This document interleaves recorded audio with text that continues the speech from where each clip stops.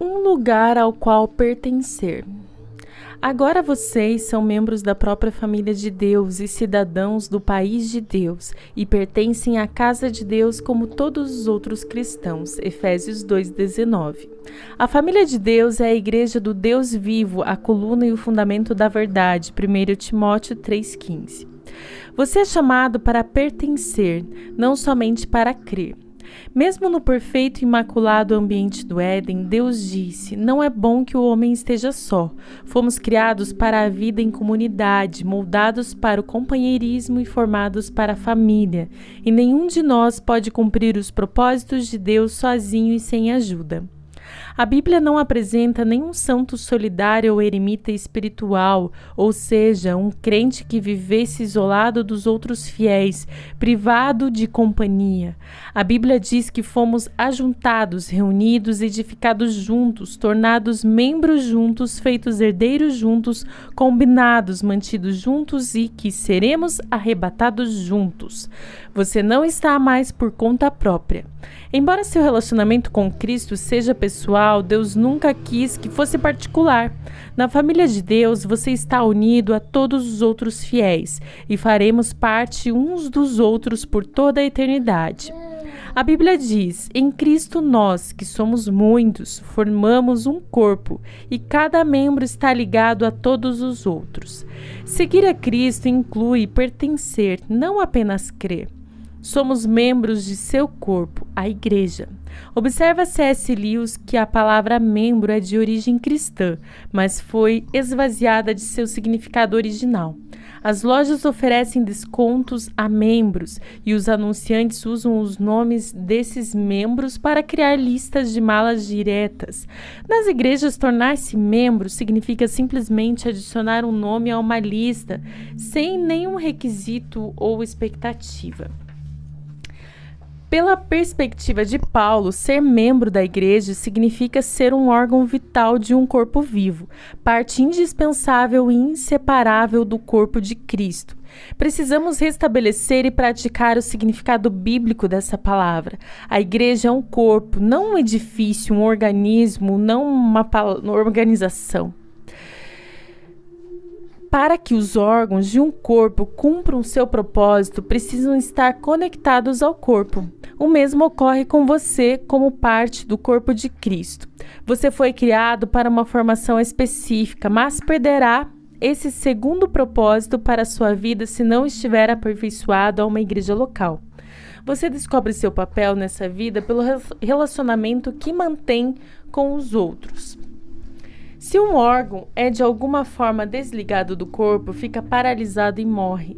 Ele não pode existir por si mesmo, nem você. Desligado e arrancado do sangue vivificante da igreja local, sua vida espiritual se enfraquecerá e logo deixará de existir.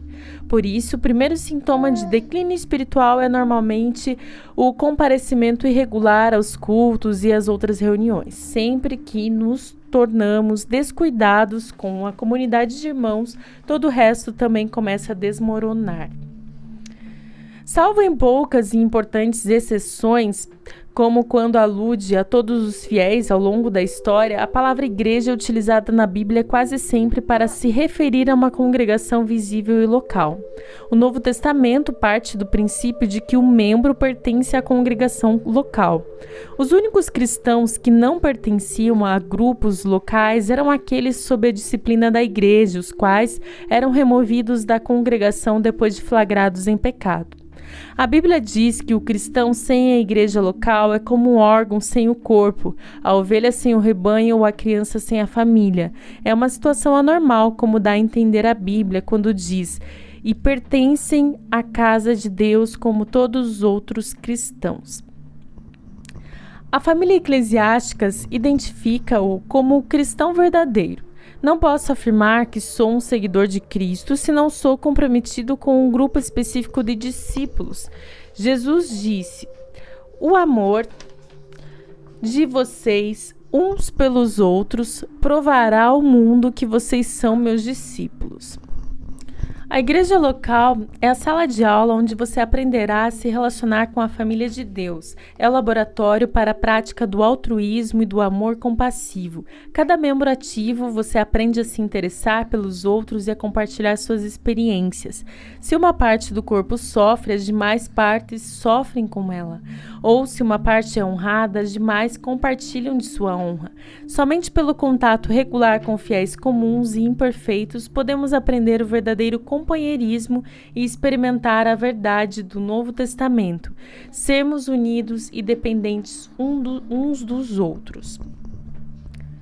Você jamais chegará à maturidade apenas comparecendo aos cultos de adoração como espectador passivo.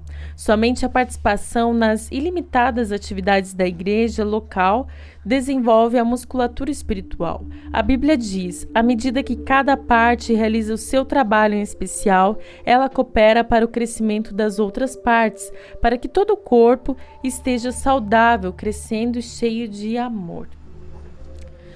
Deus tem uma função específica para você na família cristã. Isso se chama de ministério. E o Senhor lhe concedeu talentos para essa missão.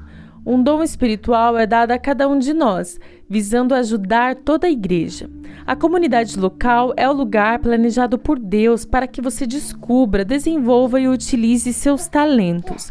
Você até pode ter um ministério mais abrangente, porém como algo adicionado a seu serviço no corpo local. Deus não prometeu edificar seu ministério, prometeu edificar a igreja dele. Enquanto Jesus andou entre os homens, Deus trabalhou por meio do corpo físico de Cristo. Nos dias de hoje, ele usa o corpo espiritual de seu Filho. A igreja é o instrumento do Senhor neste mundo. Não devemos apenas ser exemplo do amor de Deus amando-nos uns aos outros, devemos também transmiti-lo em conjunto ao resto do mundo. Esse é um privilégio maravilhoso concedido a todos nós. Como membros do corpo de Cristo, nós somos suas mãos, seus pés, seus olhos e seu coração. Ele realiza sua obra no mundo por meio de nós, e cada um tem uma contribuição a dar. Nenhum de nós está imune à tentação. Nas circunstâncias apropriadas, você e eu somos capazes de cometer qualquer pecado. Deus sabe disso, então nos atribuiu individualmente a responsabilidade de mantermos uns aos outros no caminho certo. A Bíblia diz: encorajem-se uns aos outros todos os dias, de modo que nenhum de vocês seja endurecido pelo engano do pecado. Não é da sua conta, não é uma frase cristã.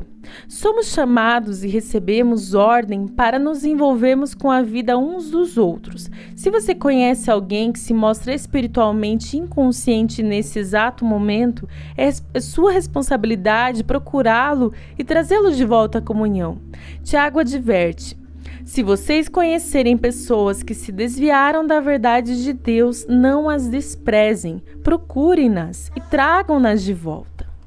Um benefício relacionado à igreja local é que ela também proporciona a proteção espiritual de líderes devotos. Deus atribui aos pastores a responsabilidade de guardar, proteger, defender e cuidar do bem-estar espiritual de seu rebanho. A Bíblia diz: a responsabilidade deles é zelar pela alma de vocês. E eles sabem que devem se responsabilizar por isso diante de Deus. Sempre que uma criança nasce, torna-se automaticamente parte da família universal dos seres humanos. Mas essa criança também se torna membro de uma família específica, onde será nutrida, cuidada e crescerá forte e saudável. O mesmo ocorre do ponto de vista espiritual. Quando você nasce de novo, torne-se automaticamente parte da família universal de Deus, mas também precisa se tornar membro de uma versão local da família de Deus. Por que é importante filiar-se a uma igreja local? Porque isso prova que você está de fato comprometido com os irmãos e irmãs espirituais, não somente na teoria. Deus quer que você ame pessoas reais, não pessoas ideais. Você pode passar a vida inteira buscando a igreja perfeita, porém jamais a encontrará. Você foi chamado para amar pecadores imperfeitos, assim como Deus faz. A vida cristã é mais que apenas um compromisso com Cristo, inclui o compromisso com os outros cristãos. Os cristãos da Macedônia compreenderam isso, como Paulo relata. Primeiro, eles deram a si mesmo ao Senhor e depois, pela vontade de Deus, eles se deram a nós também. Tornar-se membro de uma igreja local é o passo que vem naturalmente a seguir. Uma vez que você tenha se tornado filho de Deus, você se torna cristão ao se comprometer com Cristo, mas se torna membro de uma igreja ao se comprometer com um grupo específico de fiéis. A primeira decisão traz a salvação e a segunda a comunhão. E assim terminamos o nosso 17º dia pensando sobre o meu propósito de vida. Um tema para reflexão: sou chamado para pertencer, não apenas para crer.